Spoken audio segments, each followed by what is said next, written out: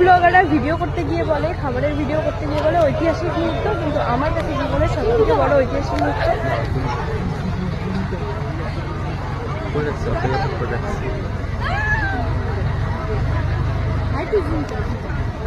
মায়ের মূর্তি প্রতিষ্ঠা হতে চলেছে।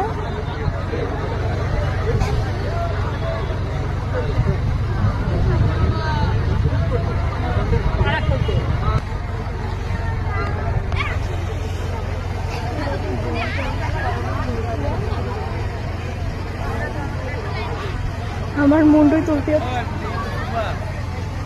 হ্যাঁ তুলবো, দাঁড়াই থাকো। যাবো রে, দাঁড়া, এটা একটু দেখে যাই।